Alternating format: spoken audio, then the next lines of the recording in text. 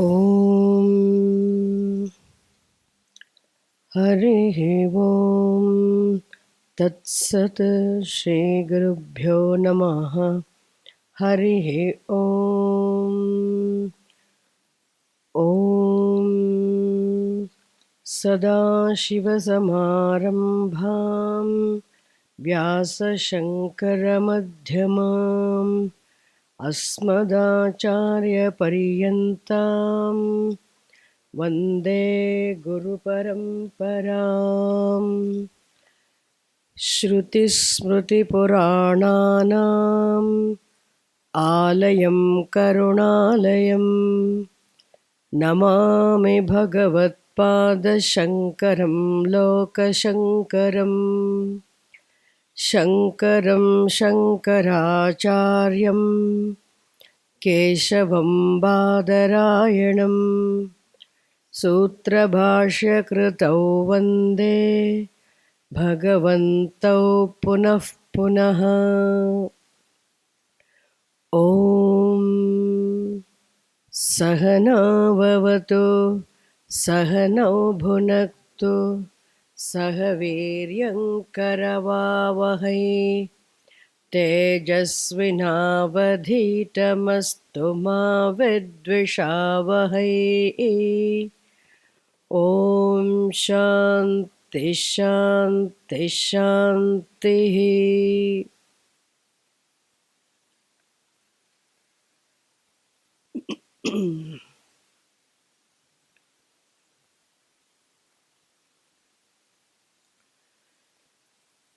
Om Shanno Mitra Shamvarunaha Shanno Bhavatvaryama Shanna Indro Brihaspatihi Shanno Vishnurukramaha Namo Brahmane Namaste Vayo Tvameva Pratyaksham Brahmasi Tvameva Pratyaksham Brahma Vadishyami Ritam Vadishyami Satyam Vadishyami Tanmamavatu Tadvaktaramavatu Avatu Mam Avatu Vaktaram Om Shanti Shanti Shanti. If I chant Om Shanno Mitra Shamvarunaha Shanno Bhavat, it is fast. Om Shanno Mitra Shamvarunaha. It is too slow. So Madhyama Vritya yesterday I taught to Sama. Keeping the pace must be medium pace. That is Om Shanno Mitra Shamvarunaha Shanno Bhavatvaryama Shanna Indro Brihaspatihi Shanno Vishnurukramaha Namo Brahmane Namaste Vayo Tvameva Pratyaksham Brahmasi Tvameva Pratyaksham Brahma Vadishyami Ritam Vadishyami Satyam Vadishyami Tanmamavatu Tadvaktaramavatu Avatu Mam Avatu Vaktaram Om Shanti Shanti Shanti. Shiksham Vyaakhyasyamaha Shiksham Vyaakhyasyamaha Akhyasyaamaha Varnaswaraha Varnaswaraha Matrabalam Matrabalam Samasantanaha Samasantanaha Ityuktasi Ikshadhyayaha Ityuktasi Ikshadhyayaha Shiksham Vyakhyasyaamaha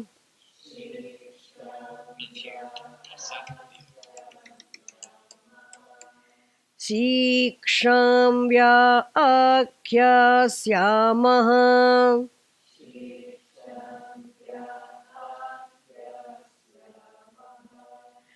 Varnaswaraha Naswaraha Matrabalam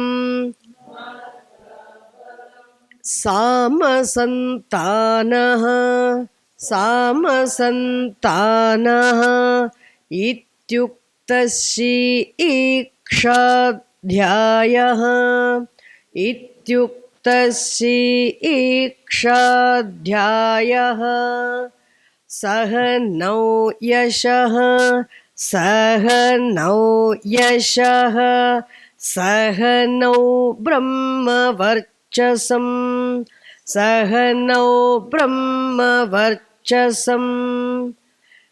So here you must remember, in this first chapter with the title Sikshavalli, the first Anuvakaha, the first section presents the peace invocation.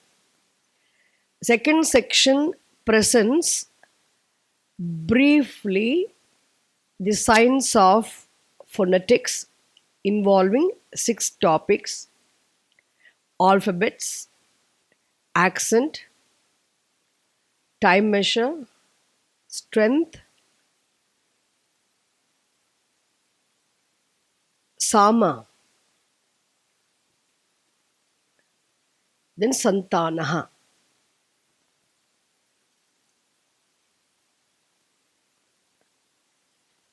Then the third Anuvakaha is a long Anuvaka.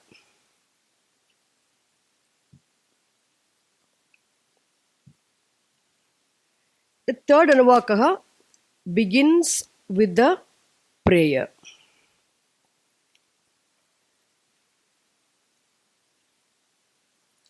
So before I enter into the actual today's class, introduction itself I have to finish.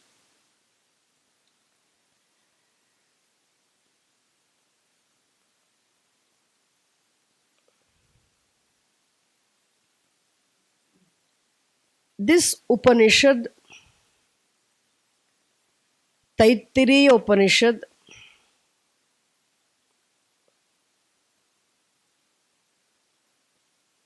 consisting of 3 chapters, coming as part of the Taittiriya Aranyakam, a portion of Taittiriya Shakha belonging to Krishna Yajurvedaha,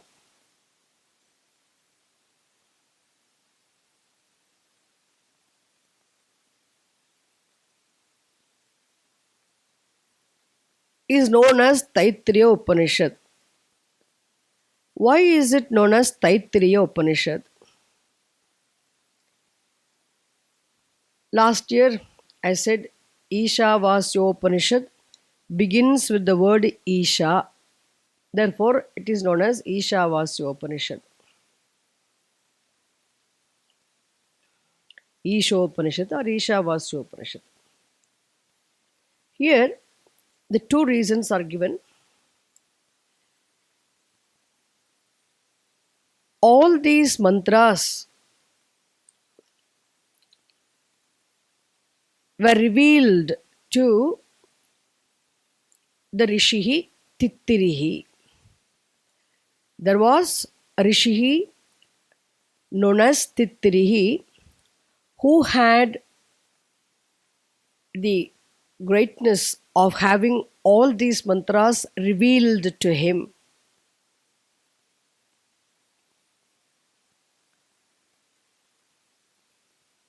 Therefore, this Upanishad is known after the Rishi's name. Rishi named Taittiriya, it is known as Taittiriya Upanishad. The Upanishad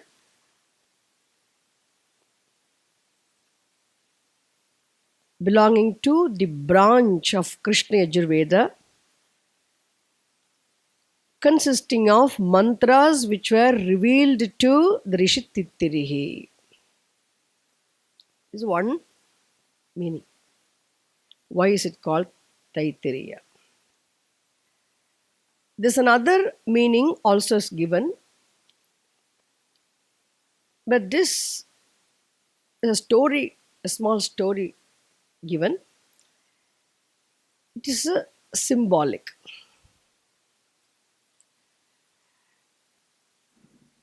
It should not be literally taken. The Vaishampayanaha is a name of a great rishi who was a guru, who was an acharya in Krishna Yajurveda. And this Vaishampayana Rishi had a disciple who was equally great.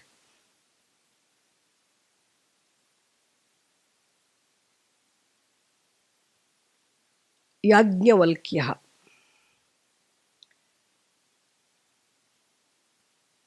Of course, Yajnavalkya was a very bright, brilliant student.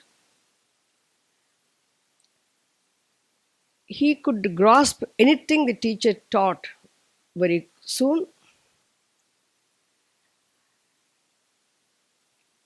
So he was also little proud of his brilliance. It seems one day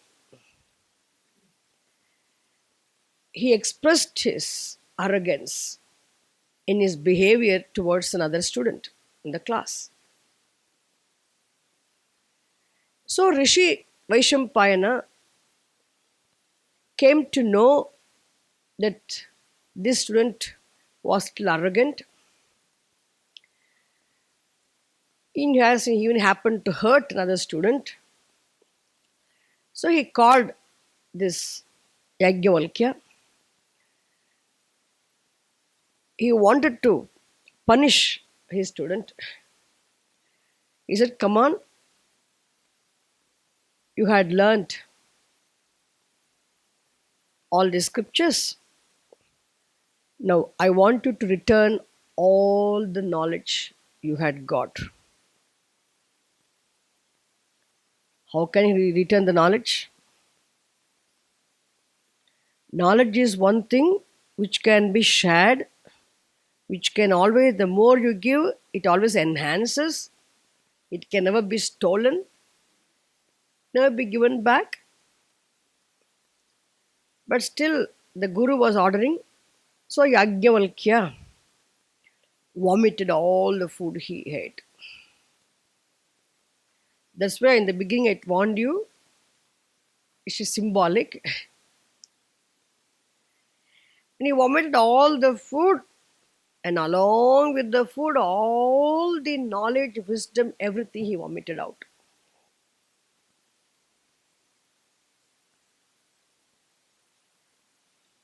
Then he had no more knowledge.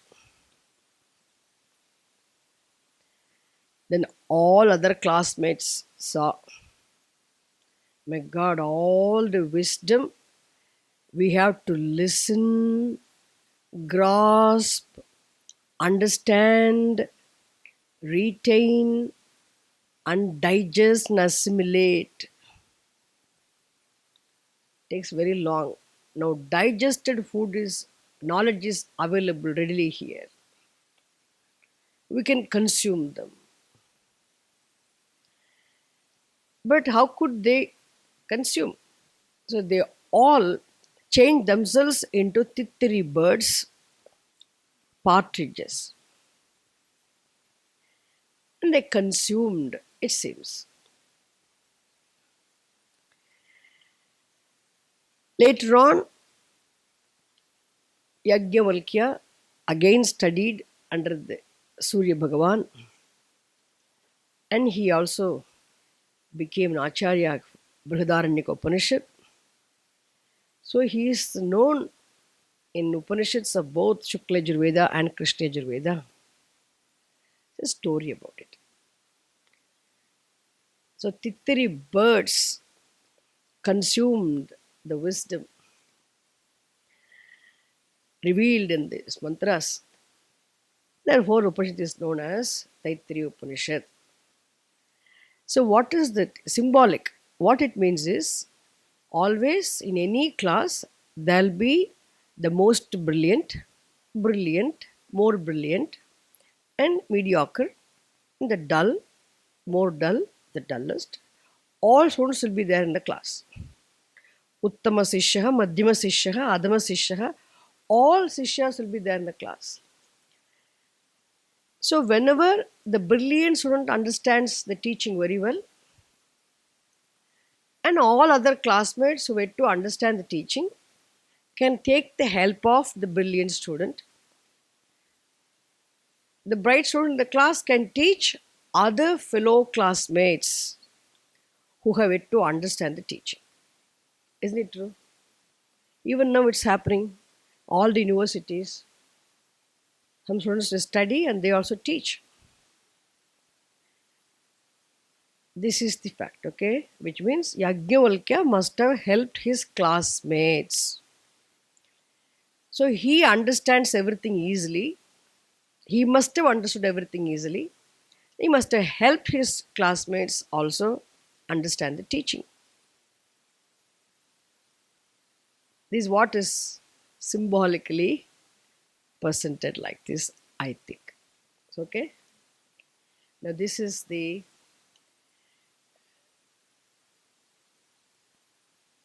information to know why Taittiriya Upanishad is known as Taittiriya Upanishad. Now,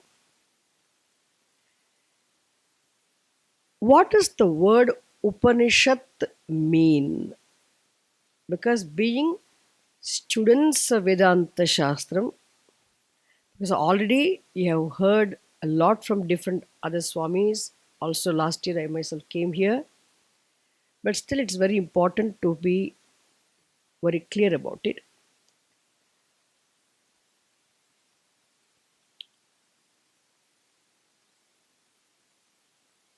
Upanishad study, Vedanta study are Jnana Kanda part of Veda. Study of the Jnana Kanda part of Veda mean the same. Upanishad, Jnana Kandaha, Vedantaha, all these words mean the same. You know very well. Last year also I specifically explained meaning.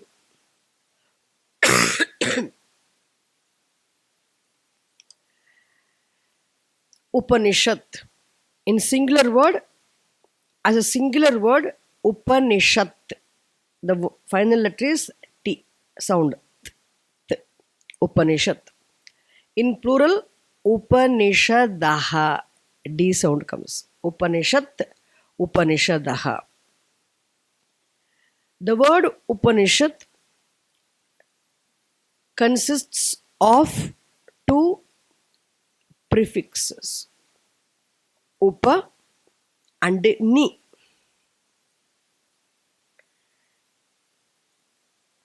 And there is another root, Sad. If you write in English, sad. Okay, SAD is the root, Sad. U, sorry, Upa, Ni, these two are prefixes. Then Sad is a root. So here, this Upa prefix implies nearness. Near. Upa means near. Yesterday also I said upasanam, being seated near. Upanayanam, taking near the teacher. Like upa indicates nearness, means near.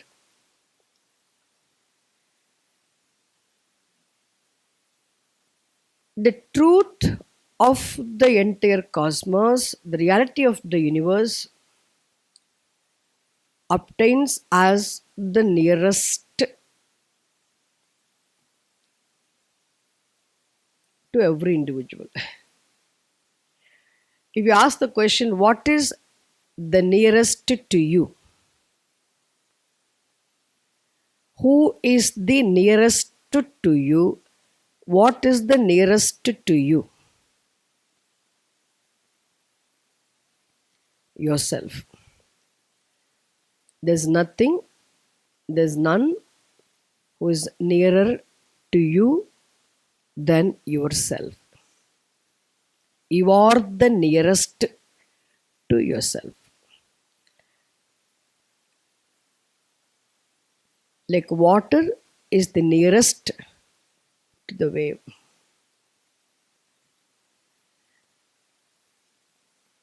Similarly, this upa actually indicates truth obtaining as the nearest self.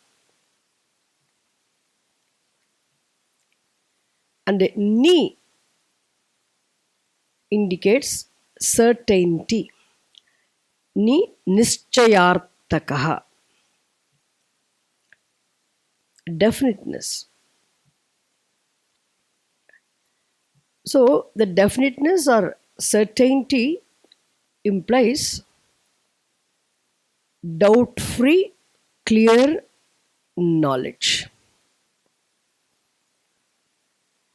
So upa and ni together, upani is equal to clear knowledge of the truth obtaining as the nearest self. Or you can say clear, doubt free, clear knowledge of the nearest self, one's own self. Upani.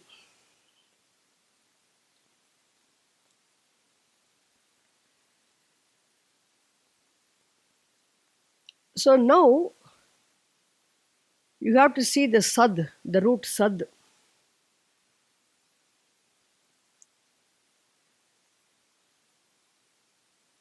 Even though you do not need, still I had to tell you, there's a particular affix in Sanskritam, quip. That affix converts this sad root into a noun. So now the sad is no more a root, it is you can't find out which root and all those things. It's a noun. What does this sad mean? Shankara Bhagavad gives 4 different meanings. One meaning, great English Sanskrit word also, Visharanam. The sad, the root sad converted into a noun as sad has 4 different meanings. One meaning is Visharanam.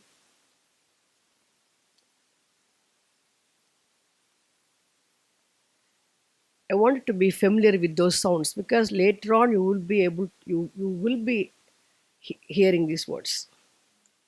Shithili Karanam.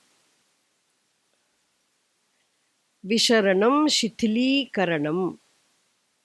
It's all nouns. Nishatanam. All these 3 words give only one meaning. No? First meaning is that which weakens, making something weak, weakening. The first meaning is what? That which weakens. Okay. Next meaning, that which destroys or disintegrates.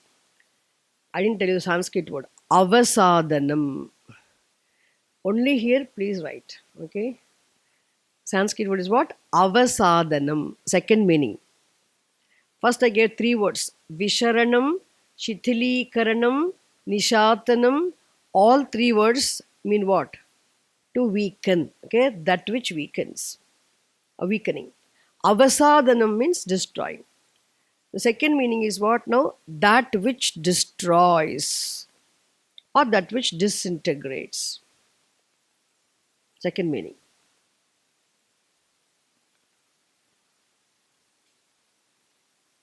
Third meaning. Nigamanam.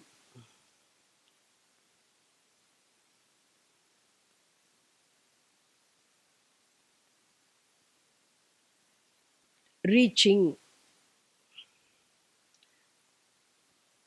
Taking to is the meaning. And the fourth meaning, Nishannam, means that which is located or situated within, located. Now, all these four meanings are given for this one noun sad. Is it clear? You must remember sad originally a root. Later on, because of the affix quip, it becomes the same, continues with same form, but it's a noun. And this sad has four meanings as that which weakens, that which destroys or that which disintegrates, that which takes or makes one reach, and that which is located or situated within. Now here you have to take, so Upani Sad. What does Upani mean? Clear, doubt-free knowledge of the nearest self. Now Upanishad, when we add this Sad, the Sa, the dental sibilant Sa becomes cerebral sibilant Sha. When Sad joins Upani, Upanishad, the change happens. Okay, that's a Sandhi rule. Because always euphonic combinations, the combination letters, are governed by many rules. So, sibilant, this dental sibilant Sa is replaced by cerebral sibilant Sha, SHA. So, finally, you get the expression Upanishad. Is it clear? And the final D also becomes T. Upanishad. So, the doubt-free, clear knowledge of the reality of the whole obtaining as the nearest self. What does that knowledge do? Knowledge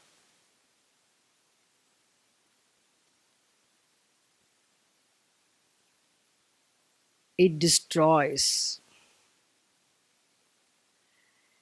First, you have to say it weakens. The knowledge weakens the impact of prarabdha karma palam. What does the self knowledge do?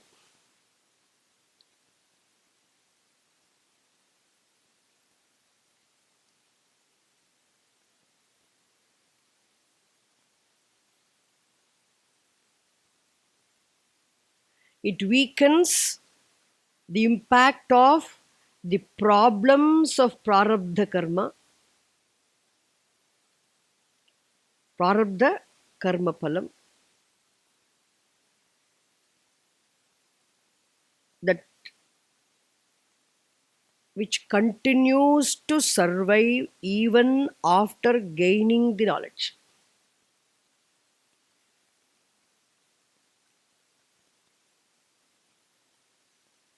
Do you all remember? The present life itself is what? Present life itself is determined by the prarabdha karma phalam. It is our prarabdha karma phalam which caused the birth, and because of which we go through the parts of every day. What we go through is actually what? We are exhausting the prarabdha karma phalam. So, a self knowledge attained weakens the impact of the problems of prarabdha karma phalam. Problems caused by the prarabdha karma phalam, which continues to survive even after the attainment of knowledge. Is it clear? It weakens. Then this self knowledge also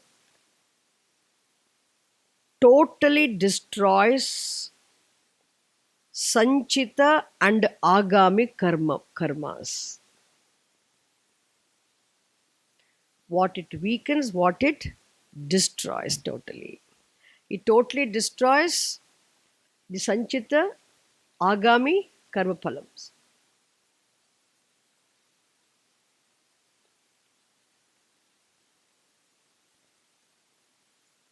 And this self knowledge makes one reach the truth, attain the truth. It enables one attain the truth. Here, making the person reaching the truth, attaining the truth means what? Not physically. Attainment of truth in terms of knowledge. Brahma. Brahma Gamayati. I taught you last year.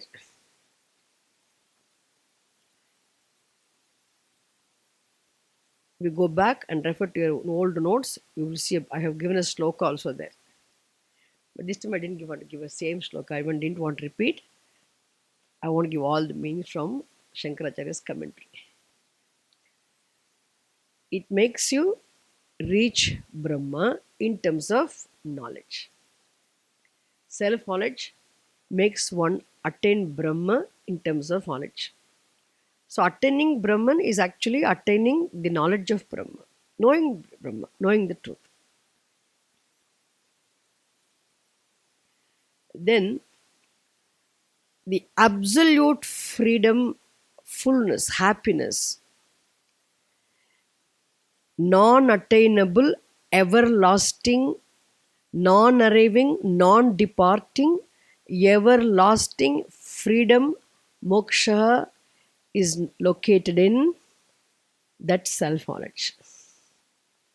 So, Upanishad means the clear, doubt free knowledge of the truth, obtaining as the nearest self,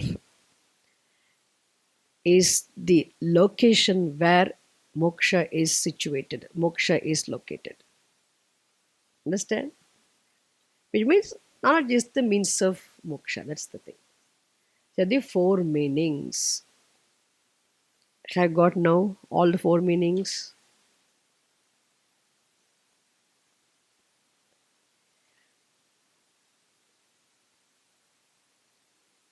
Yes, now I got the meanings. Fine. Okay. So here, now we'll come to this class. Must have done all these things in the beginning itself, but I want to start the chanting of Shanti Pata, so we didn't do all these things. Is it clear now?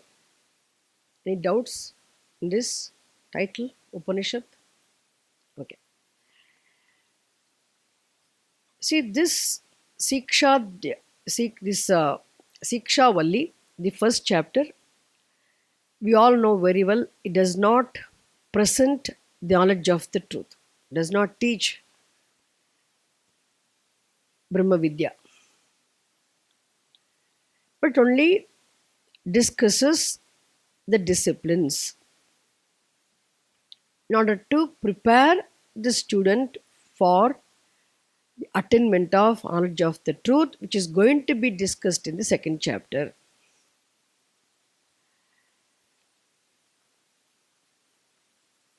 So, this chapter presents the physical activity as preparatory discipline. This chapter also presents the oral activity as a discipline in terms of japaha, repeated utterance of mantra, and also prayer, the mantras for prayer, mantras for chanting. So, oral activity. And also, this presents the upasanani. You had 5 types of upasanani meditations. Mental activity. This chapter also discusses the meditation, the mental activity in terms of meditations as a preparatory discipline. So, 3 types of preparatory disciplines involving physical, oral, mental activities. So, Siksha Valli discusses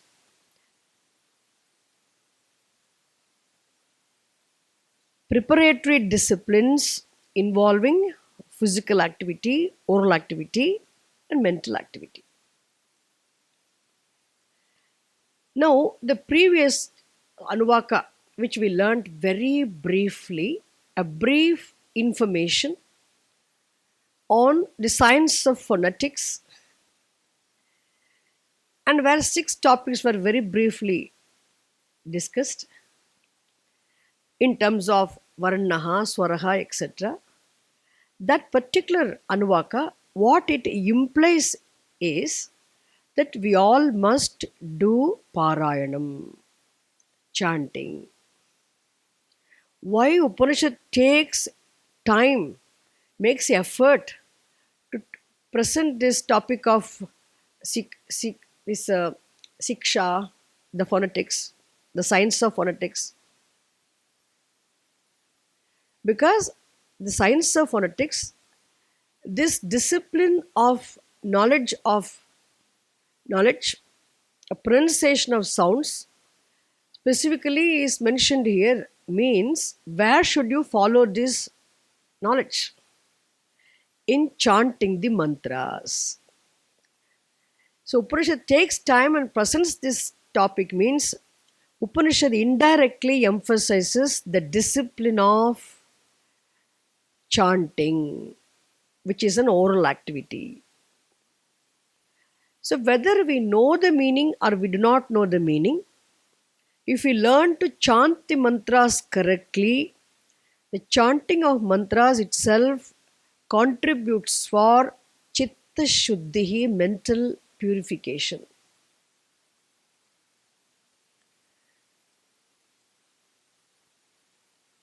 And knowing the meanings, if we chant, of course, effect will be much more.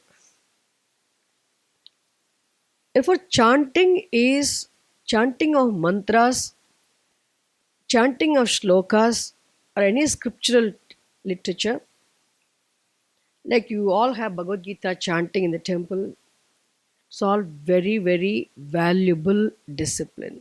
It is not at all a waste of time. It is definitely, if you know the meaning, very, very good. If you do not know the meaning also, chanting, time spent for chanting is not a waste of time. Understand?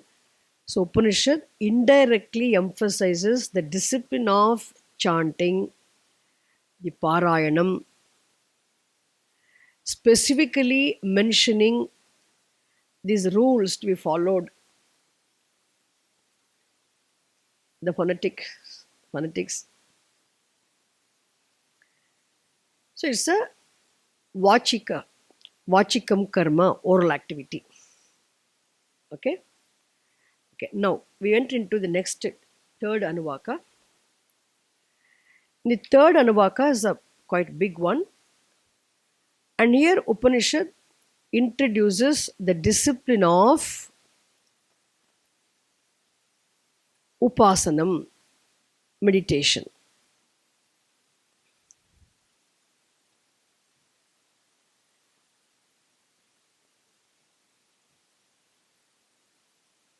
And this upasanam is known as samhita upasanam. Samhitopasanam, you break it, samhita upasanam.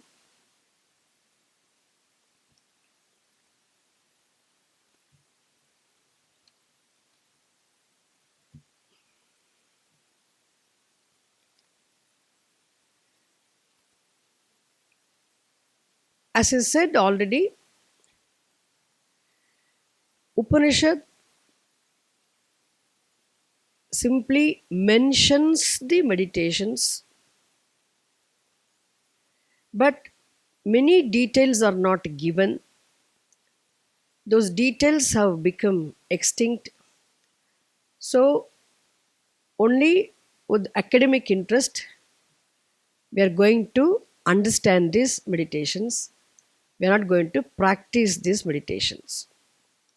But still, I want you to understand how a mental activity in terms of meditation is presented here as a preparatory discipline for the attainment of knowledge. Okay. Yesterday I explained the meaning of the word upasanam.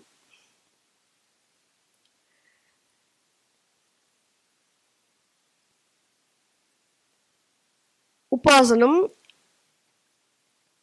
means being seated near, which means placing attention of the mind near the Lord or anything sacred which symbolizes the Lord is upasanam. So placing the attention of the mind on a given object symbolizing any sacred deity, the Lord, for length of time is meditation.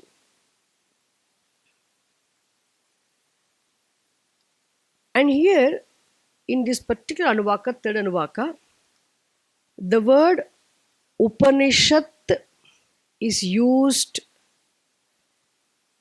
in the sense of meditation, Upasanam. Already you have learned the meaning of the word Upanishad. Upanishad actually means knowledge of the truth, obtaining as the nearest self, which destroys the ignorance, and ignorance caused bondage of karma, samsara, which you know the meaning. But here, the word upasanam also is meant by the word Upanishad. Why here the word Upanishad is used in the sense of upasanam? Because the upasanam as a preparatory discipline is going to lead a seeker to the knowledge of the truth, which is Upanishad. Therefore, the word Upanishad is used in the sense of upasanam. Okay, you must know all the details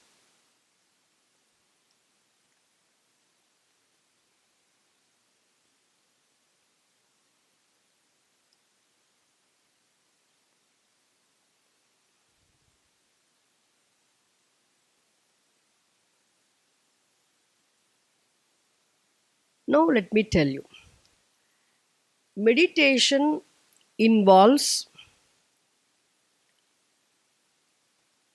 three factors. First of all, you, the meditator, upasakaha. Meditator is called upasakaha. Let us leave ourselves. Now, the upasanam, the meditation involves two other important factors. One is the object of meditation, upasana vishayaha. Object of meditation is what? Upasana vishayaha.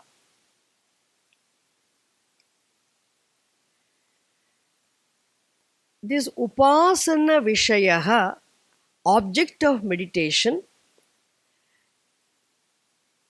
we all know very well, definitely Saguna Brahma Vishaya. Saguna Brahma. Sagunam Brahma means the Lord. When you say everything is the Lord,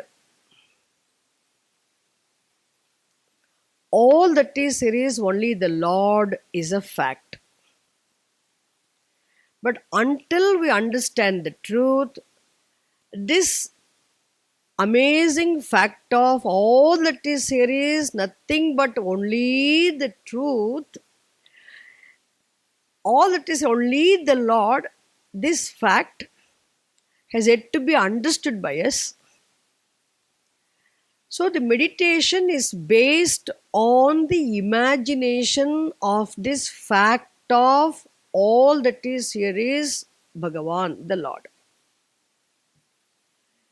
Meditation is based on the imagination of the fact that all that is here is only the Lord,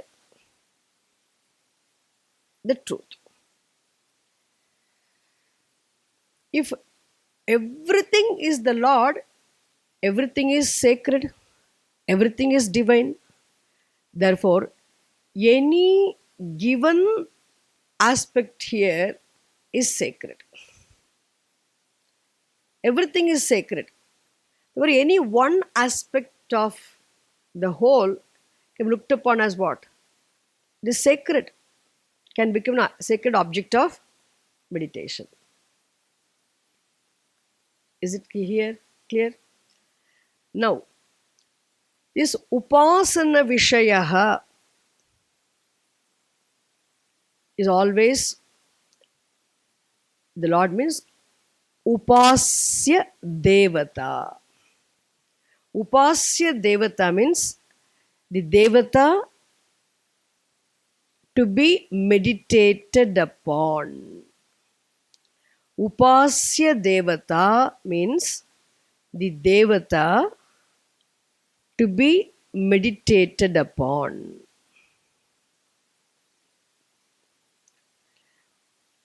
Upasya devata means the devata, the sacred deity to be meditated upon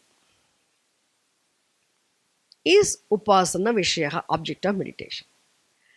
But what happens, whether we take it as a whole or as any aspect of the whole also, upasya devata or upasana vishaya, the object of meditation, is always very, very abstract, or the object of meditation is too big to comprehend and to visualize in our own minds. Isn't it true? Are you all with me? I enjoy my class.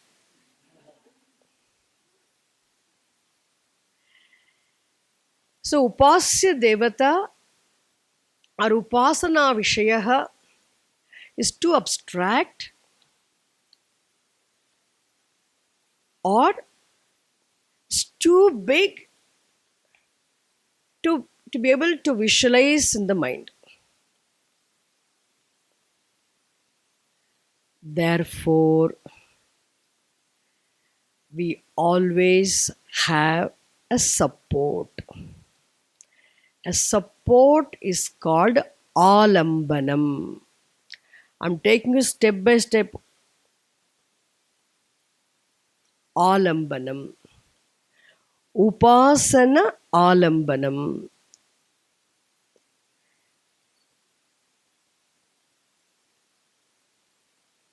A symbol which serves as a support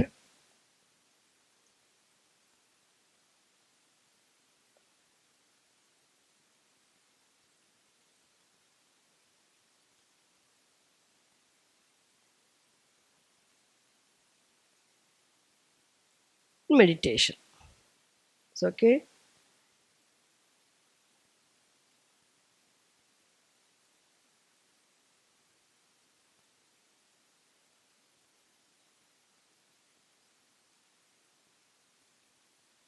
A symbol.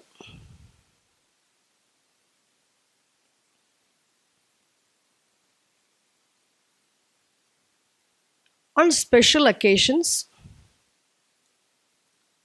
in all our schools in India, on our Independence Day, Republic Day, on special occasions, we all assemble in our playground together, wearing uniform, standing straight, and then we were asked to salute, bow to the freedom fighters, people who worked hard for the country, the patriotism, and Mahatmas, rishis, sages,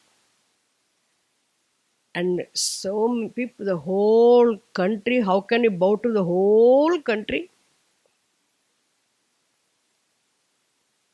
You bow to the whole country means we had to bow from where? Himalayas onwards until Kanyakumari, the whole country, so many states and so many languages and so many people, so many different customs.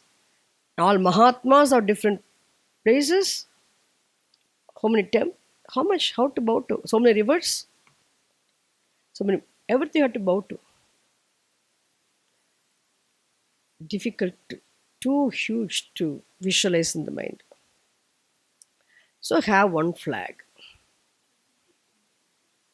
We all have, and then our headmistress used to come, hoist the flag will go up, and the flag hoisting will be there. And as soon the flag hoists, we bow to the whole country. I want to understand the spirit behind this. When I bow to the flag, actually bow to all the Mahatmas, all the rivers, all the mountains, all the people, all the cultures, all the traditions which are there as part of India. Isn't it? The symbol. Flag represents in the same way here also.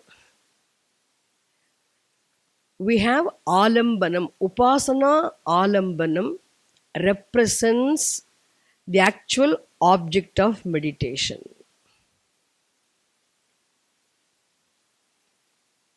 People who do not understand the significance of Murti worship, they may think, what are they doing? Stones and these things are worshipping. No.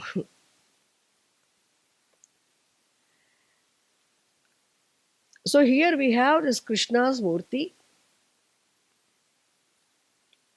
This is an alambanam.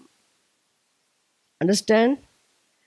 And when we bow to this Krishna, he represents the entire gross manifestation.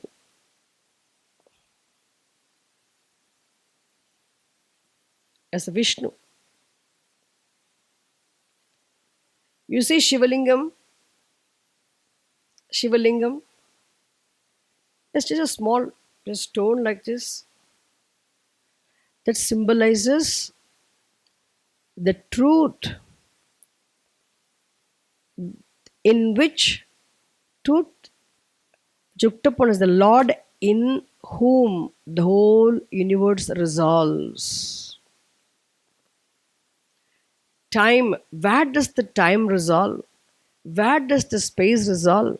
Where does all these innumerable, countless forms, names, and functions which exist within the realm of time and space, the whole cosmos resolve in the Lord?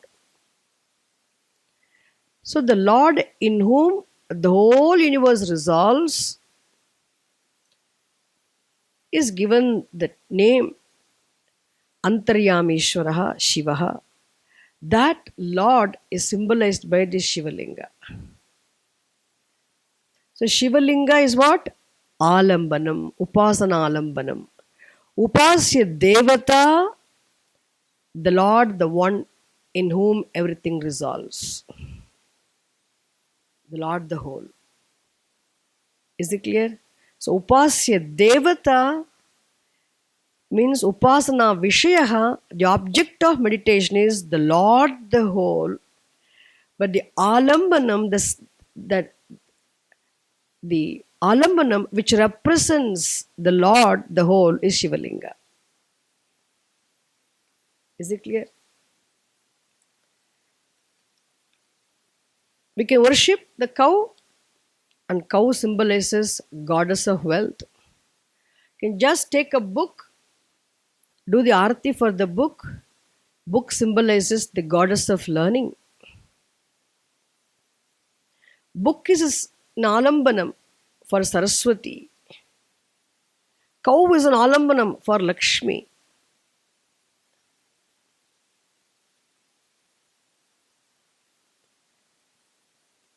River is an alambanam for Bhagavan in form of water. Mountain is an alambanam for us. Space is an alambanam.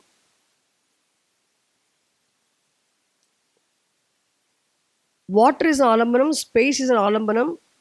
That's why there are 5 different temples in South India, Tamil Nadu especially, where in each place the Lord is worshipped in the name of a given element.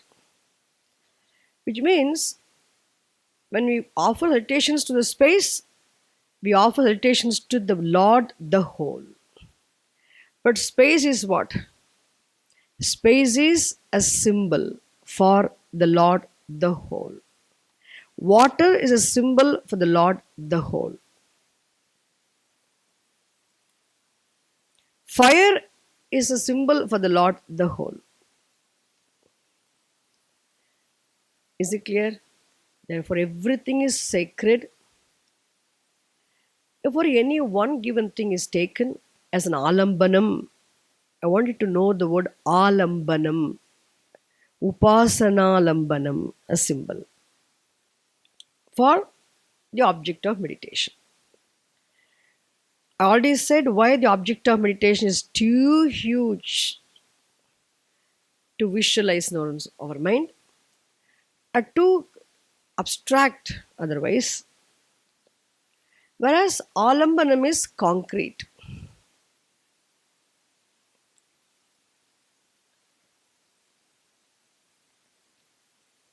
We can finish the mantras fast, but I had to prepare you for this now.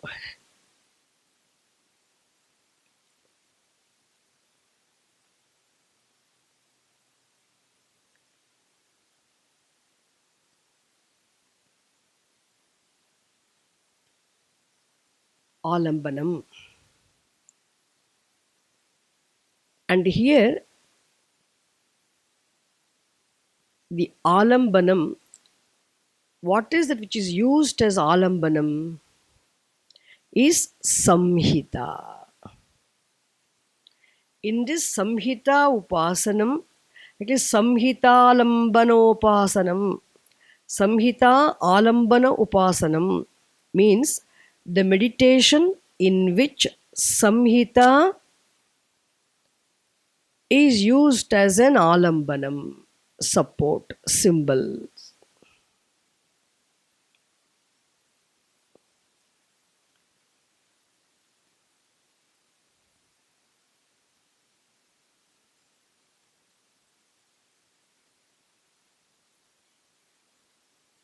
Samhita is the alambanam. What is Samhita? Samhita means conjunction of letters, not any letters, particular letters of a particular words used in the Veda. You can say combination of letters of the Vedic expression, Vedic word.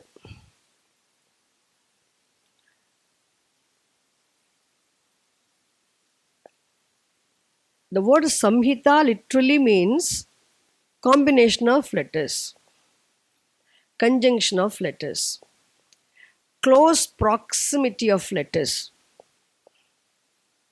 Of course, in any word, letters are close, in close proximity. And here, what is that specific word taken? In Yajurveda, there is a first mantra.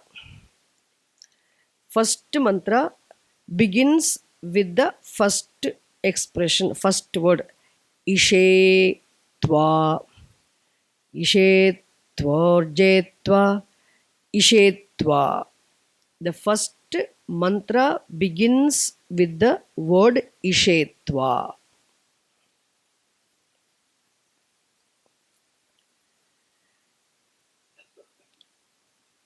Let me tell the meaning of that word also. The darba grass is addressed. O Ishe, it's like I'm calling, okay? O Ishe, O darba grass, I'm going to cut you for performing a ritual. Please bless me. This is the prayer, okay? So for that, we don't need to worry about all these things. Just take the word Ishe Tva. Just say Ishe Tva. By the time you finish Upasana, you will know. You all remember that. Don't worry. Ishe Tva. It is incomplete, okay? O Darba grass, you. Two words, okay? Ishe. Say Ishe Tva. Ishe Tva. Ishe is one word. Tva is another word. Okay? Ishe, first word. Tva is the next word. And here, what is the final vowel in Ishe? A. Got it? I was going to ask for a board, but I didn't want to ask for a board. I thought I'll make you all listen. A. Ishe. What is the final sound? Final letter? A vowel. What vowel is it? A. Is it clear? That A is the final vowel of the first word. The next word is what? Tva. In Tva, the first letter is what? A consonant. Is it clear? A and Th. So, final vowel of the word Ishe is A, and the first consonant of the following word is Th. So, That the A in the Samhita, the A is Purva Rupam. A is said to be Purva Rupam, prior form. And th in the following word is what? Posterior form. Purva Rupam, Uttara Rupam. You will, when I will be chanting a lot, you will find out, don't worry. Purva Rupam. Purva Rupam means preceding form, prior form. Uttara Rupam, posterior form. Is it clear now? 2. Now, in between, when these two letters, there is a meeting point of these two sounds, A and Th, isn't it? That meeting point, that is called Sandhihi. The meeting point is what? No? Sandhihi. 3. Purva Rupam, Uttara Rupam, Sandhihi. Sandhi means when these two sounds come together, as in it, the meeting point, what? Sandhihi. When two letters come together, always another sound gets inserted. Because of the euphonic, the rules of the euphonic combination of letters, one more letter gets inserted there. One more letter emerges there. That letter is also another it. That newly emerging inserted letter, that's called Sandhanam. Finished. Easy, okay? Purva Rupam, Uttara Rupam, Sandhihi, Sandhanam. Purva Rupam, Uttara Rupam, Sandhihi, Sandhanam. Is it clear? If you have not understood, I will repeat it. Don't worry. I'll see that you all understood very clearly. Purva Rupam means what? The preceding form. The final letter of the first word, which happens to be a vowel. Then Uttara Rupa means posterior form, the following form, the first letter of the following word. Uttara Rupam. Now the meeting point of these two sounds is what? Sandhihi.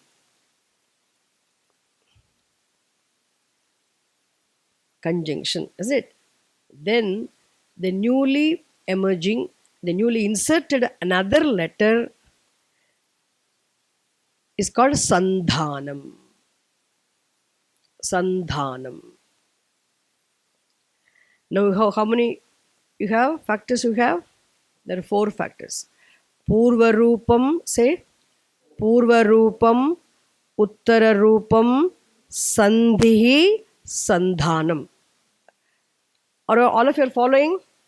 Let me check and see. Purva Rupam, Uttara Rupam, Sandhihi, Sandhanam. Okay, these are, that's all, not many anymore.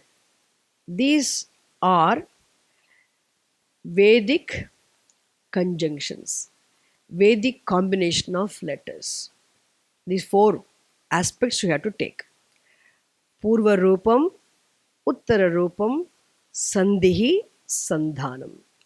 Just the gap between these two let sounds itself is taken to be what? Sandhihi. The new letter which is going to come later is called what? Sandhanam. Now we don't need to worry about all those things. These are only 4 alambanani, 4 symbols. Is it clear? Purva Rupam is one symbol. Uttara Rupam is another symbol. The gap between these two sounds, Sandhi, is itself becomes another symbol. And the newly emerging letter is another symbol.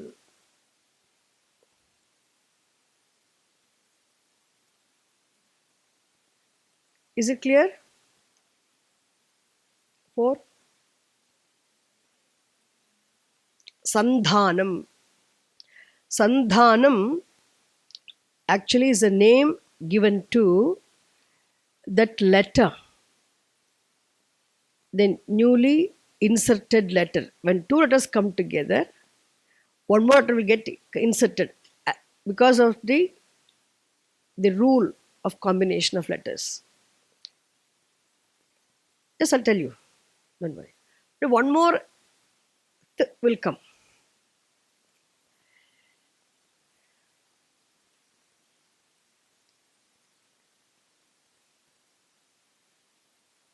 Purva Rupam, Uttara Rupam, Sandhihi, Sandhanam. So prior form, posterior form, and conjunction, then the link letter. Link. Sandhanam is what? Link. The letter which comes and links both these. Link. Is okay? Sandhanam. 4. These 4 are the alambanani. These 4 are the symbols.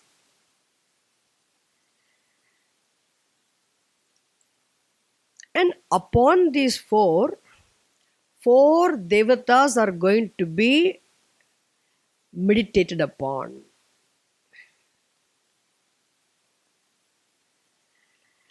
Upon these 4 devatas are going to be meditated upon.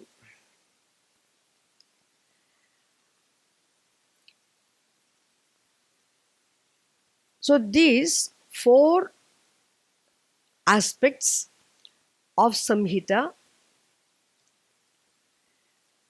the Vedic combination of letters, will be used in meditation relating to 4 objects of 5 different topics. I mean, there are 5 meditations. In each meditation, there will be 4 devatas. Totally 20 devatas. Don't get everything will be clear. Okay, I'm taking you step by step. Just why I'm not in a hurry. I'm not rushing anything today.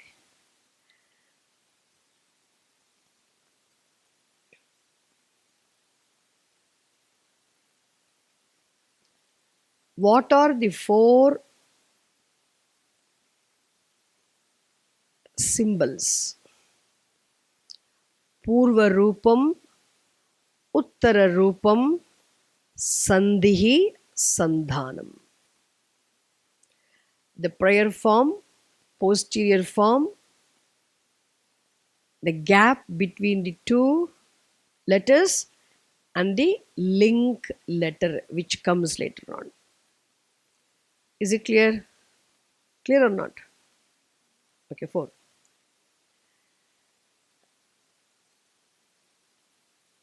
Before going to the next topic, before I'm introducing the objects of meditation, now we only know symbols. So upon each symbol, we are going to invoke one given devata. Is it clear? Let me make it very clear. If I give you an example, an analogy, it becomes very clear for you. One of our Swamis used this analogy. Imagine, suppose now here in this our ashram, we are going to celebrate some function. We are going to have a program, and then Swamiji decides to honor many people, some 20 people. And he invites four people of five different fields, four scientists. First day he wants to honor four scientists. And next day he wants to honor four historians. And third day he decides to honor four musicians. And the fourth day he invites four best sportsmen. And the fifth day he gets best cooks in our ashram. The first he also comes. Okay, now how many? So, one day cooks, one day scientists, one day musicians, one day historians, one day sportsmen. So, four each. Okay, the four people of different fields, or in 20 people, or on the whole 20 people are going to be honored here. The function, it's a big function is happening here. So there's a stage, and the four chairs are put here, four empty chairs. Okay, the first day scientists come, four people, they sit there, and they're all glorified. They're given awards, then they go back. Same seats, seats we don't change. Okay, same chairs. Next day we invite scientists, go, historians come, and they are glorified. They're honored. They're given everything, angavastram, shawl, awards. They go. And third day, musicians come. Fourth day, sportsmen come. Fifth day, our own ashram cooks come. On the whole, 20 people become honored. And where were they located? In these four seats on the stage. Same four seats, but different people occupied the seats on different days. Is it clear? Don't stretch it too much, just take it. Similarly, these are the four, like seats, four alambanani, four symbols, four supporting symbols. What are they? Samhita. Isn't it? This Vedic combination of letters. Purvarupam, Uttararupam, Sandhihi, Sandhanam. Sandhi also should be taken as on alambanam. Sandhanam, a link letter which comes and gets inserted later on, all should be taken as one alambanam, one symbol. Is it clear now? So upon these four will be the same. But we are going to have objects, the sacred objects belonging to four different topics, four different aspects. So four devatas of five different areas will be meditated upon. We are going to have 5 meditations. Just I'm introducing. I'm not doing it today. Tomorrow morning I'll come and do it.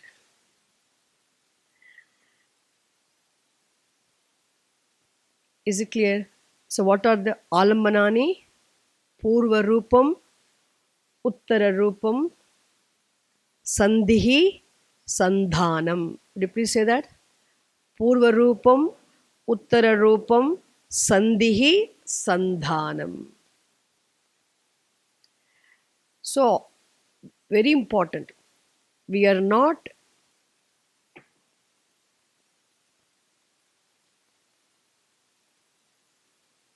Actually, we are meditating upon devatas.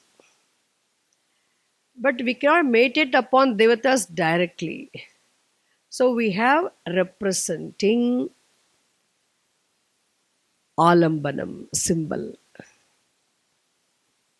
Is it clear?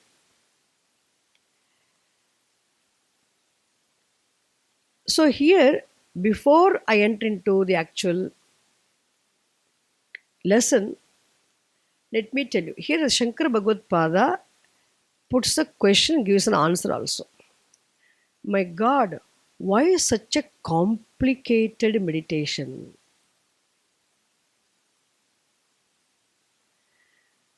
Why such a complicated meditation? Purva Rupam, Uttara Rupam, Sandhihi, Sandhanam, and Vedic combination of letters, conjunction of letters, and taken here as Alambanani, as supportive symbols, and upon which devatas are going to be invoked. Why this difficult um, meditation here? Anyway, we are not going to practice this meditation, but we are going to understand this meditation. Because understanding itself is a discipline. Shankaracharya says, use the reason. See, in those days, when people were studying Veda Shastram strictly, seriously, with a great reverence,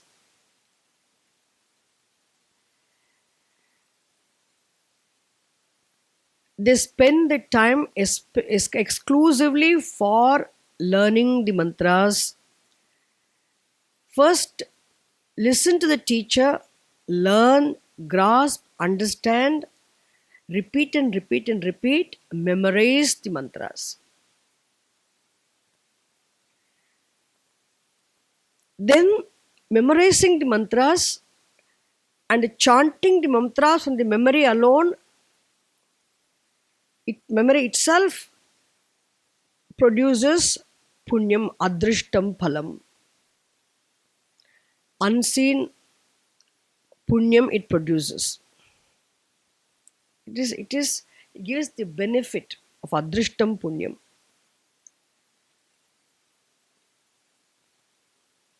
Without even knowing the meanings. Then, so the chanting of mantras is what Veda Adhyanam, I said. Then afterwards, they learn the meanings thoroughly through analysis, analyzing the words, understand the meanings, which is called Veda Mimamsa.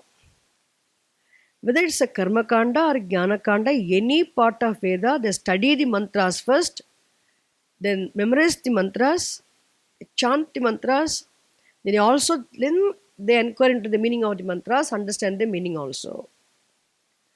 So when they chant the mantras, mere chanting of mantras itself produces punyam result.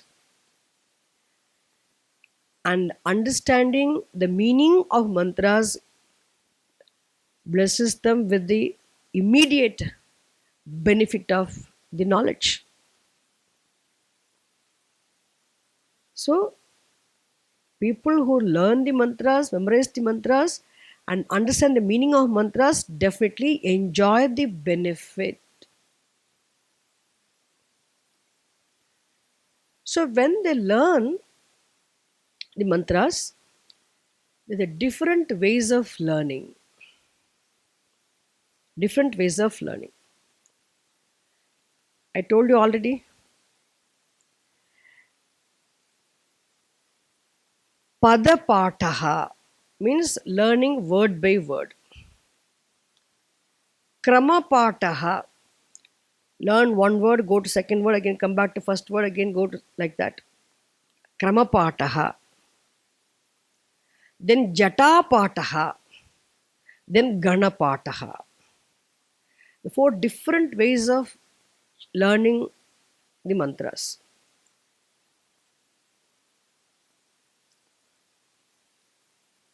Padapataha, Padapataha,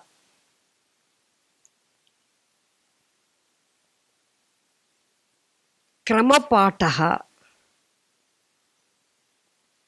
Jatapataha, Ganapataha.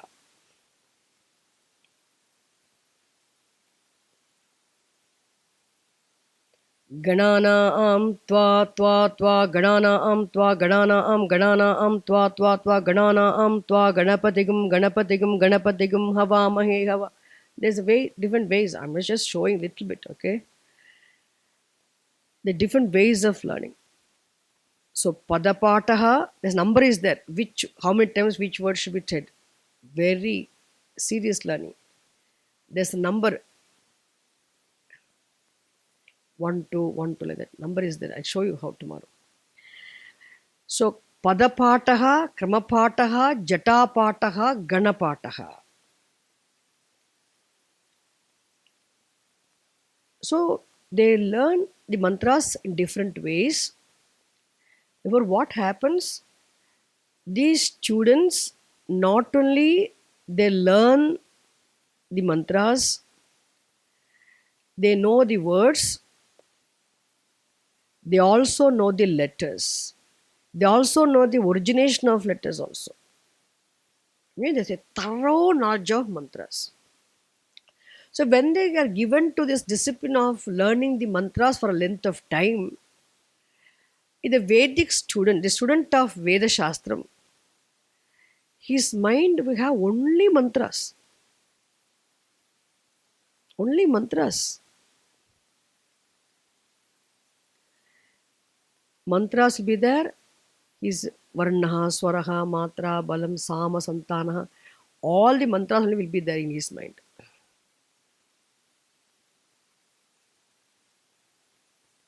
Isn't it? See, what you're all the time thinking of, you'll have in your mind. Always his mind will be only with Vedic mantras, Vedic words, Vedic letters, Vedic sounds, Vedic swaras. For such a student, immediately after he finishes learning the mantras, he is asked to go and study the meaning of the words. He a bit too early. Some gap is given for him. Okay? It is very easy for him. He knows all the letters of the way, letters of the mantras. So it is easy for him to use this Vedic combination of letters as alambanam.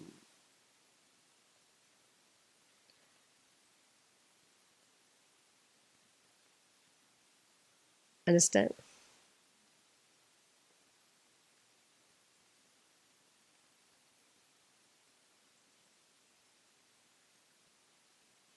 Very easy for him.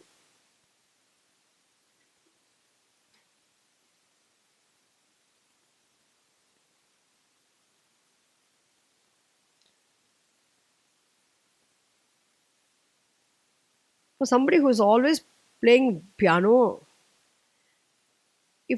for him it'd be easy to just get the notes. You hum, immediately he can do that. Even if he doesn't have piano in front of him, immediately his finger can go because of his exposure. So Shankar Bhagavad Pada says, watch a Vedic student using the Vedic combination of letters,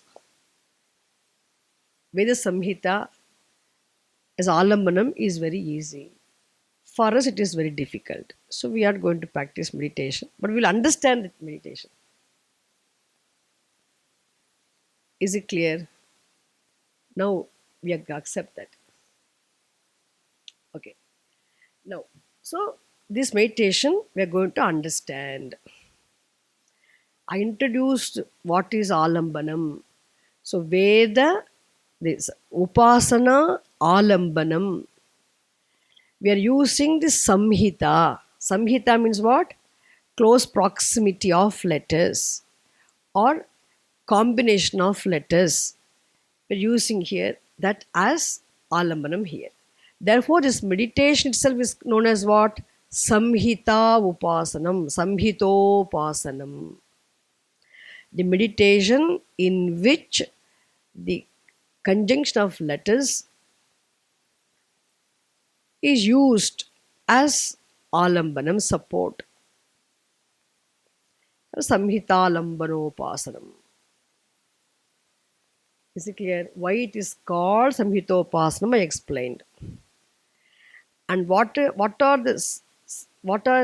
the letters taken here?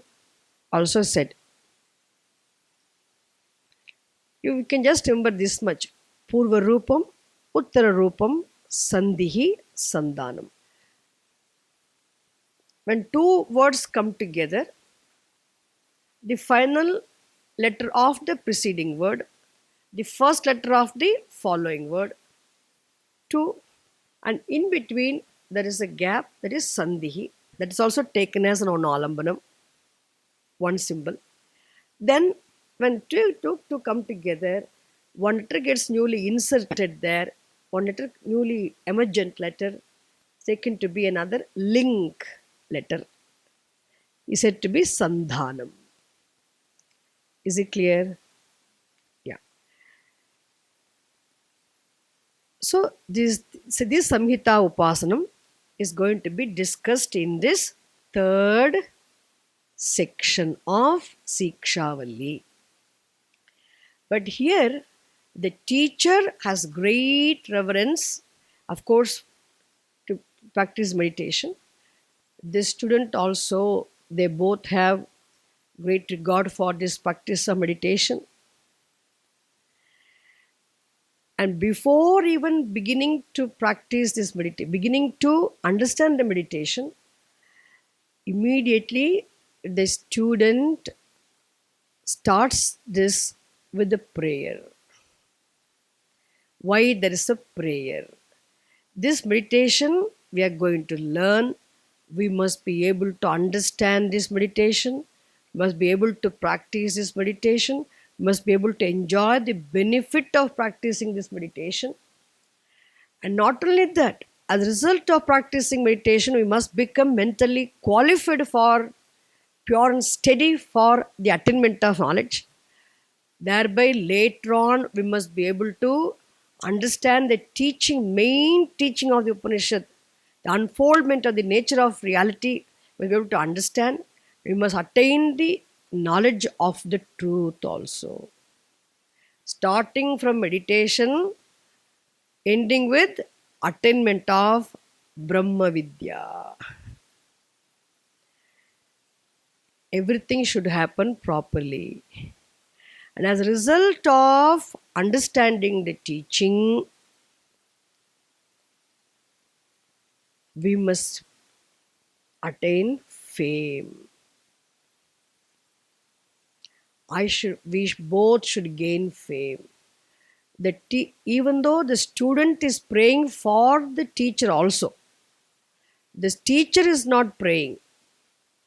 The student is praying for both teacher and the student. May we both have fame. Sahanau Yashaha. How can we have the fame? Not easily gained fame. Okay? The fame which we should have as a result of attainment of the knowledge. Before that, by becoming qualified for the knowledge. Before that, by practicing, by enjoying the benefit of meditation. By practicing meditation, by understanding meditation. All this, okay? By all these efforts should culminate in the attainment of knowledge of the truth, and which should bring us fame. Both of us. Remember, the student is praying for both teacher and the student.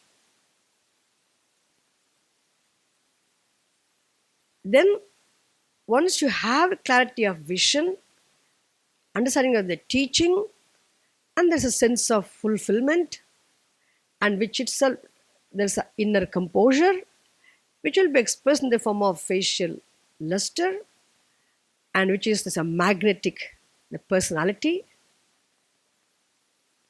May we both have Brahma Varchas. Already, before even entering into the teaching, with this prayer, the student wants to begin his class on meditation. Is it clear? I just said why this meditation taught here is known as Samhitopasanam. Samhita means what? And what are specific words taken here? And how those combinations, Vedic combinations of letters are taken as support here, alambanam. But actually, devatas are going to be invoked are different. There are four devatas of five different fields. You're not entered.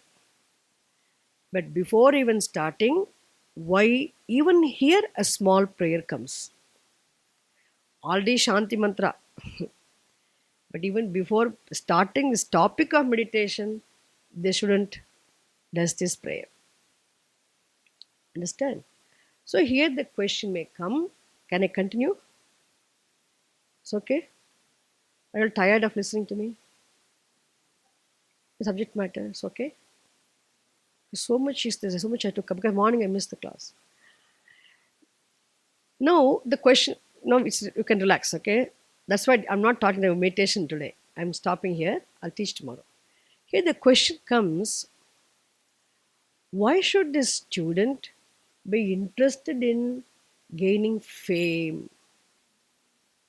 If his ultimate aim is attainment of knowledge of the truth, which is everything, which is moksha, which is fullness, which is happiness, which is everlasting peace, why should he be interested in fame? And why should he be interested in Brahma Varchas, magnetic personality of who should he attract? Why should he attract? So here we have to understand this, understand the beauty of the culture. Every student of Veda, when he is studying,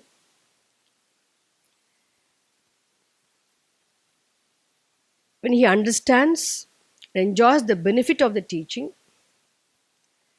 he feels indebted to the teacher. And not only to the teacher, to the entire parampara, which has the lineage of teachers of which has preserved this teaching, and also the rishis, the great seers. It's called Rishi Runam. Runam means debt. Rishi Runam means the student of Veda is indebted to even the rishis. Because the rishis worked very hard, lived a very serious life of tapas. They struggled hard to have the mantras revealed to them, to bring out the knowledge.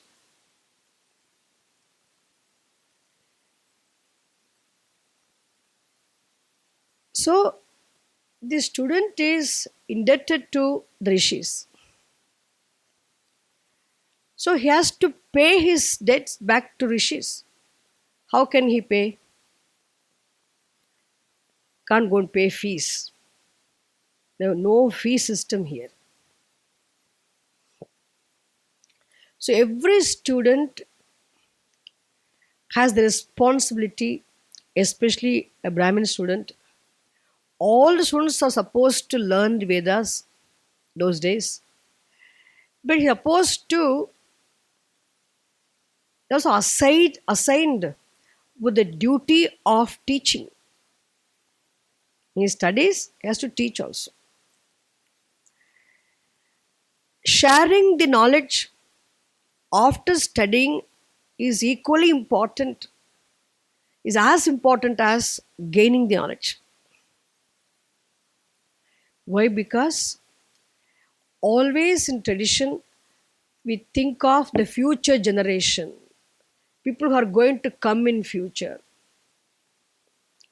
That wisdom, the knowledge, the teaching which I study, I understand, I enjoy the benefit of the teaching, then I need to contribute for preserving this wisdom, this teaching, this knowledge, and perpetuating for the welfare of future generations. We all grow old, we'll go. But what about future generation? The society must always have this tradition alive, this teaching alive, this culture alive. So, if this teaching has, the future generation has to benefit, enjoy the benefit of this teaching, they must teaching must be available for them. It has to be available means it should not become extinct. It should be alive. It must be preserved. Preserved means then how can you preserve it? Only by sharing, only by teaching, you can preserve it. Isn't it? So every Vedic student has the great responsibility of contributing for preserving the same teaching for the future generations. Therefore, here, the student, now in the very beginning, may the study be successful, may we attain, understand whatever we have to learn, we should learn. We should have thorough, clear knowledge of what we are studying. Then as a result of which, we must have fame also. As a well-known teacher, so it will bring many students to me. The fame is for attracting students coming to him in droves and groups.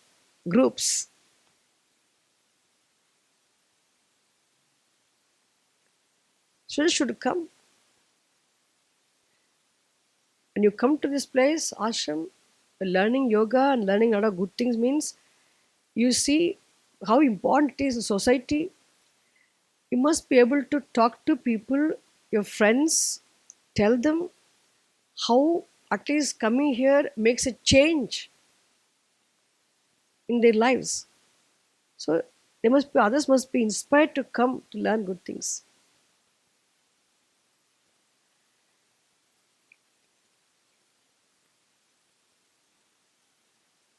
How associating myself with this place and people here and teaching here brings about a change in my life.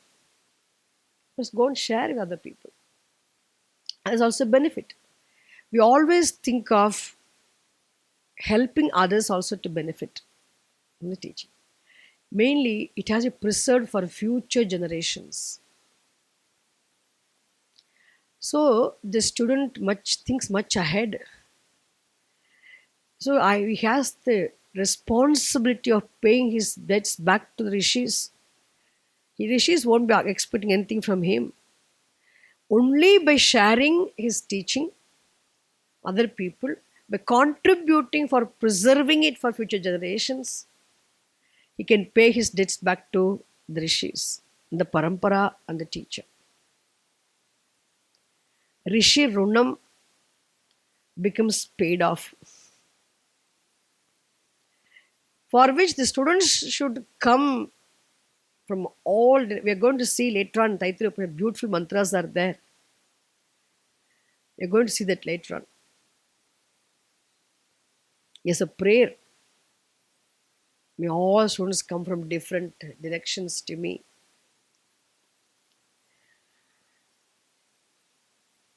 So students should come to me so that the fame is for attracting students. And he prays for may we both have fame. The teacher is already a person of wisdom, so he need not pray. The student alone is praying, because this teacher becomes famous and being recognized as a student of so and so teacher, the student will become more famous. So that is the reason the student is here, begins his lesson on meditation with the prayer. All about the prayer is over. And tomorrow I'll start the meditation class. No, I'm not going to start meditation class. I'm going to teach you what meditation discussed here.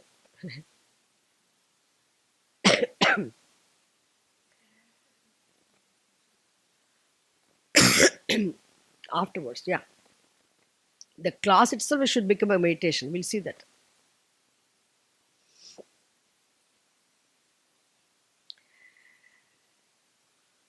Is it clear? Yeah. Now, time for questions.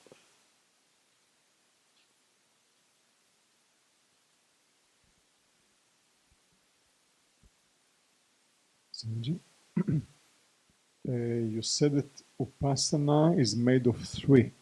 Upasaka, then Upasana Vishaya, and I don't remember the third. Alambanam. The Alambanam is the third. Okay. Alambanam is a symbol and actual object of meditation, and the symbol upon which we invoke the Upasya Devata. The Upasana Vishayaha. Upasana Vishayaha or Upasana Vishayaha, the object of meditation is Upasya Devata, the deity to be invoked, and a symbol upon which the deity is invoked. Two factors are important. For Upasaka, we can leave. We are the meditators. The two factors are involved. Why we have this symbol? That's why I explained this first. Is it clear now? Suppose if I ask you, okay, you all meditate upon Lord Vishnu. No, Lord Vishnu means the whole entire gross universe you have to visualize. And your own mind is part of it. Your own mind being part of this, what is here, how much can you think of? It's too huge to visualize in the mind. Therefore, we need an alambanam, symbol. So the Lord is not the symbol, but the symbol is the Lord. That is why we have reverence. We go and bow down there. Because Lord is not this Murti, but this Murti is the Lord.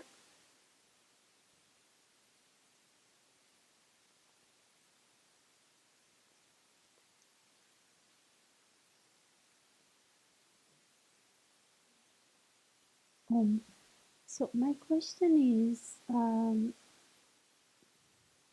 the Samhita Alambanam leads to the meditation on 20 different devatas. Now the devatas themselves are alambanam for the Supreme Reality. So why do you need to take two steps back when you can actually meditate on the Devata directly and then use this for the realization of the Supreme Reality? Yeah. Again, I, with the humbleness, I would like to tell you, always try to better use the word knowledge of the truth. realization doesn't sound correct for us. See, meditation is not for knowing the truth. Please understand. Meditation is not a means of knowing the truth at all. First thing. So we don't have to worry about it. Then what is meditation for? Meditation is a mental activity, a pure mental activity wherein body and speech are not involved. In physical activity, mind should be involved. In oral activity, mind should be involved. Whereas in a mental activity, pure mental activity, where body and speech are not involved. It is manasa vyaparaha, mental activity is meditation. So meditation practiced before the attainment of knowledge is only to practice only as a preparatory discipline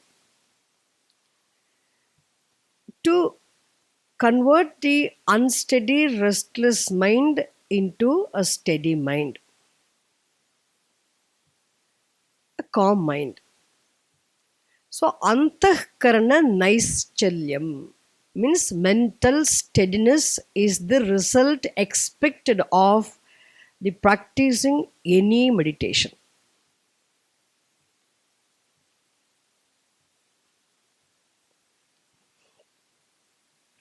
Okay, one thing. See, Devata is also sacred for us. Devata itself is very big. So, the different meditations,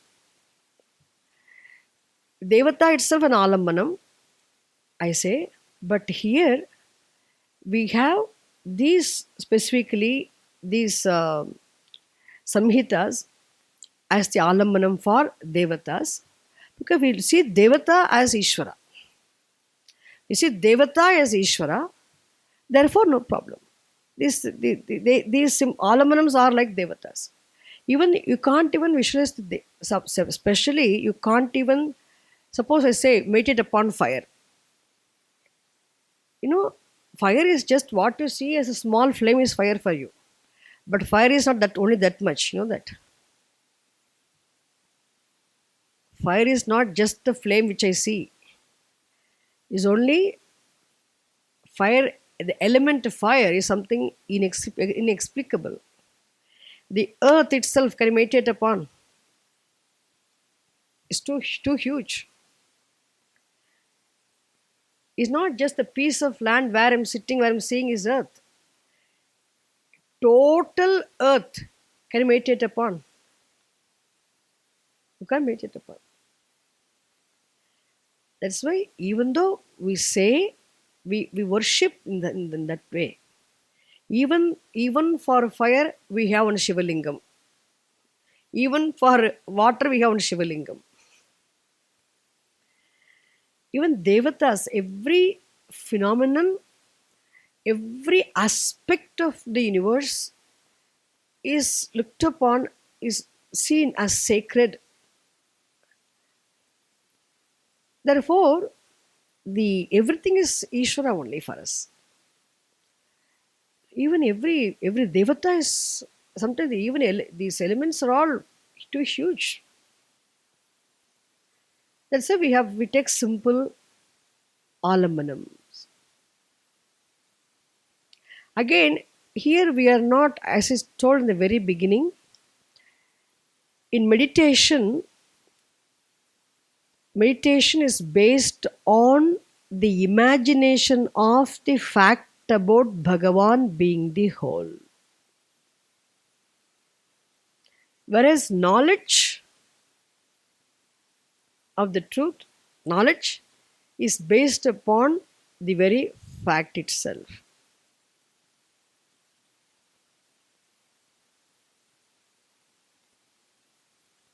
Is it clear? Therefore, practicing meditation upon Devatas also We invoke the grace of Bhagavan in the form of a particular Devata. Again, it also neutralizes certain aspects, certain karmas. It adds some punyam to us. A specific result is there. For example, tell you. Suppose I ask you every day, somebody came and told me I have some problem in my eyes. And I'm going to the doctor. I said, go to the doctor. Please have your eyes checked. Do the needful, but also invoke the grace of Bhagavan. I said, okay, chant at least this mantra. Om Namo Bhagavate Savitre Surya Narayanaya. I taught. I also said, please go and listen to the Aditya Hridayam. Play this Aditya Hridayam and listen every day. So invoke the grace of Surya Bhagavan. Why can't I worship Bhagavan directly? Why should I worship specifically Surya Devata? Because Surya Devata is sacred because as part of the whole Bhagavan is sacred. Everything is sacred here. But Surya Devata specifically a Devata, a preceding Devata of the eyes. Connection is there. So to neutralize the problem associated with the eyes, I say specifically invoke the grace of Bhagavan in the form of Surya Devata. Is it clear? Similarly, when we meditate upon given devatas, the specific results are also there. Have you answered your question?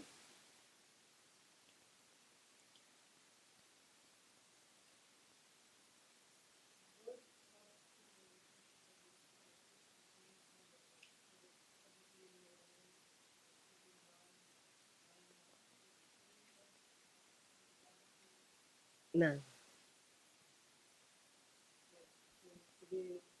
No, Upanishad, that word Sadh. Yeah. So like Sadati me hridayam, so it's like sit in my heart, the way the Sad is there.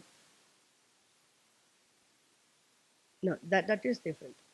That is Sadh root. That is different. Sadhanam.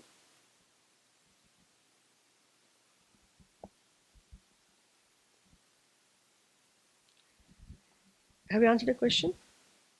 Have you clarified your doubt?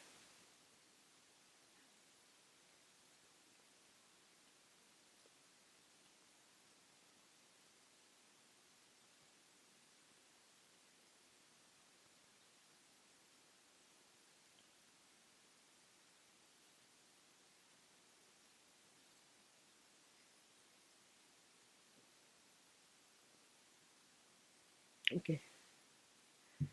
Sahanau yashaha Sahanau brahma varchasam